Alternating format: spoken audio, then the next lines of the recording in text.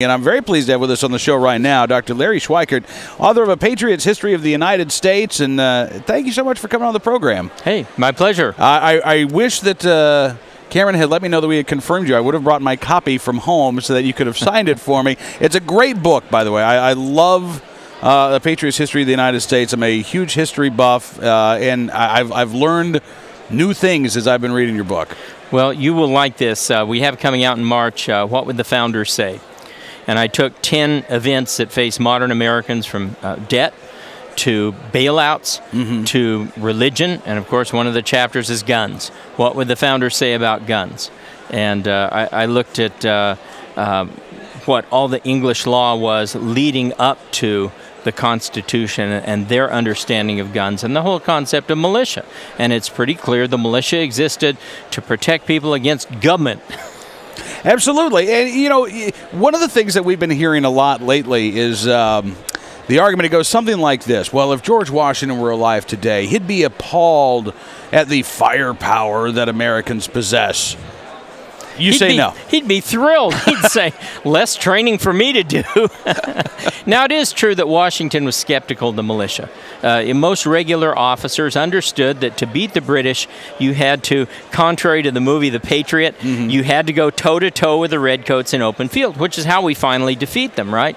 But nevertheless, he certainly understood the power of militia, especially close to home, to fight for their family and friends. Yeah, his concern or his problems with the militia were, as I understand it, more the enlistment period. Yes. You know, you had guys that were called up for 30 or 60 days. Right. And if you're the commander-in-chief, you need to know that you've got a steady supply of soldiers, and having guys leave every month, you know, that was a big concern. The other concern I think that Washington had was the states were not necessarily equipped, or were not doing a fantastic job of sending the militia with the supplies that were needed to keep them fed, to keep them clothed, right, and to keep them armed. And there was really a third element there, and that was training. The militia was trained you know, once a month, and they were very well trained individually. They could all shoot and they could all hunt. What they could not do was, on a regular basis, draw up in rank order and fire volleys, and one group reload while the other one was firing. And then, most important, they didn't carry bayonets. So it finally came down in most wars of the late 1700s, early 1800s. You'd fire a couple of volleys and you'd make a charge. And if you're a militiaman without a bayonet, you tend to get, you know, those Ben Roethlisberger feet in there dancing around, because the guys are coming at you with the bayonet, and you know you only get one more shot before he's on you. Yeah. And so the idea, though, that the Founding Fathers would have objected to technological progress, you haven't found any evidence of that? No, I have found a slim argument about the bear arms phrase. That is to say, how far would they have gone to say that this is a weapon that an individual can bear? Can an individual bear a small machine gun? Probably. Can he bear a cannon? Probably not. I think maybe some of them would have drawn the line in terms of you know, small thermonuclear devices that doesn't fall under the right to carry. But in terms of any firearm, I can't see them making an argument against it. Okay. Now, you said this book comes out in March? Right. I'm fascinated. When you talk about the founders, one of the things that I've noticed as I've done a lot of reading is that to assume that all of the Founding Fathers were of like mind misses the point entirely. Sure. They were very different guys. I mean, you have Jefferson and the so-called Virginia contingent of Madison and Monroe, and these were guys that were very states' rights oriented, very individual liberty oriented, and Washington accepted. And then you have the Federalists, who were much more interested in making sure that the nation could be held together despite these disparate views. So, you know, you get a cross-section. I got some guff from including Paine as one of the founders, even though he's kind of a latecomer to America. But so you get a lot of different views in there, but it's amazing how much they all shared many similar views. Yeah, and Paine is an interesting guy because, you know, conservatives like Ronald Reagan used to quote Thomas Paine all the time, and George Will. It used to drive George Will crazy. I remember he wrote a column about there is no conservative way you can make the case that we have the power within ourselves to create the world anew as a conservative argument. And obviously, after the American Revolution, Paine rubbed a lot of Americans the wrong way when he went to France and he wrote The Age of Reason and almost gets killed. Yeah. He comes within a hair of being sent to the guillotine, and he's in a cell and he gets sick, and it saves his life because every night they would go by and paint a big white X on the doors of those who were to be guillotined the next day. Well, he's in there hacking and coughing, and so a guard felt sorry for him and opened the door. Next day, the guy comes by, the X is facing the wall. He doesn't see it, Paine's off the hook.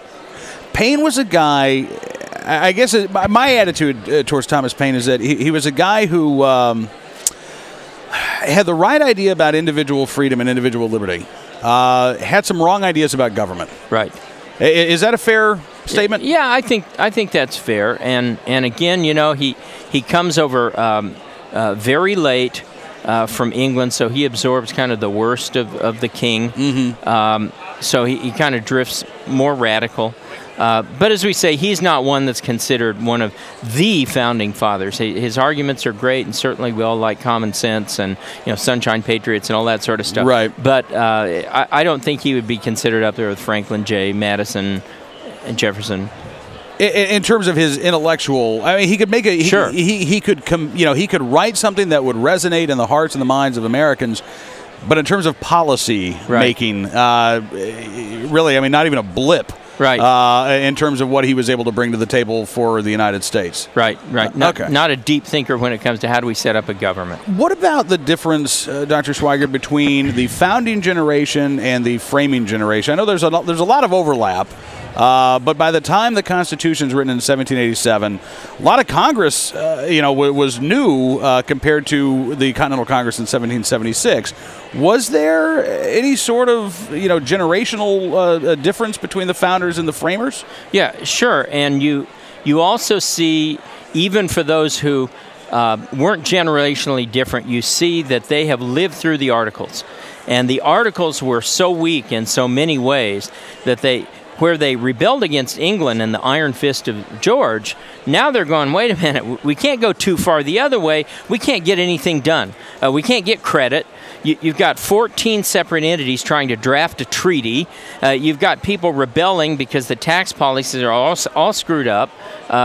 We need to get a little more cohesion on this. Yeah. It was interesting. I interviewed Harlow Giles Unger a few months ago. He's got a new biography of Patrick Henry that has come out. And again, a perfect example of the breadth of opinion at that time, because Patrick Henry, give me liberty, give me death.